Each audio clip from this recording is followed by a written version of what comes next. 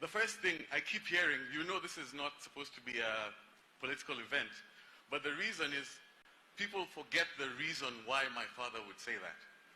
It's because deep down, and it has been said before, he believed everybody was the same. And he thought things like politics, tribe, all of that stopped people from being the best version of themselves. He thought that if anybody ever focused on that, they forgot on just doing what they're supposed to do and being the best version of themselves. So that's one thing I'm happy that everybody's here, and you can tell, those who remember him, those who spend time with him, they always say it always comes back, and for that, I'm very grateful and very respectful. So that's the first thing. There are two things I have to say. Sorry, let me calm down. So there are three types of knowledge. There's explicit knowledge. This is where somebody has to tell you directly what to do. This is what you expect all the time. Somebody comes and tells you, do this, do this, do this, and you think you'll be learning. The second is implicit knowledge. This you're not told. This you watch, you look around, and you learn what to do. You learn how to react. You learn how to carry yourself. And then the last one, which has really hit me of late, is tacit knowledge. Tacit knowledge, you will be told time and time again by many different people, but you don't realize how important it is until you are there at that time. And that keeps on coming. And I think that was the strength of my father. It's because he was brash, he was straightforward, he was not perfect, but he taught me it doesn't matter what a person is. What matters at the end of the day is what they do. And I'll repeat the same thing that I want you to take back. He always let everybody be the best version of themselves. If he ever saw you be a bit better, he would never let you go back. He would shout at you, he would tell you this, he would challenge you. If anything happened in your life, he completely switched and tried to help you come back up. And with that, he got very many different strange friends, and I think that that's a blessing. And that's the second thing that I want to say.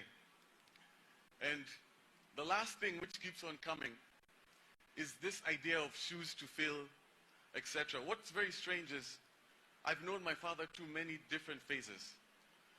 But it seems the one that people will remember is the cabinet secretary, because that was the last one towards the end.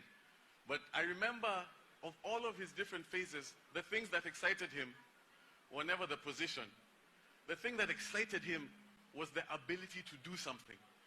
And I remember this story came to me yesterday, and I started smiling. Was the first time the results came out, and he got the call when he found out where number one came from. And I can't remember, it was this young girl. And I remember he was with me at the time, and he was so happy, because it has been said here, it's because he was able to give somebody a chance. And I think that's what needs to be remembered. He believed everybody was the same, and he always believed he would fight to give you the chance to do as much as you can for everyone. And I think everybody should try and remember that as we keep moving. And with the last thing, and this goes to everybody from all walks of life, anybody who's here, and this is the thing I keep hearing his voice that would be telling me to say, is right now at this point, he wouldn't be too happy that everybody's focusing on the man. He would be happier in people focusing on the deeds.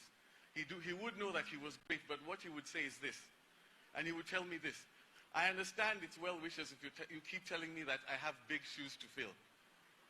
He would laugh because he knows, and he has trained me. That is not the point. The point is for me to do my best, and if I see if I can help, I will try and help and make everybody be equal. I know that's my job. But the point that everybody else is missing, don't focus on him. Focus on what he would want. And what he would want is very simple. I don't have big shoes to fill. We all have big shoes to fill. This is for all of you. Wherever you go, start now. Be honest, try your best,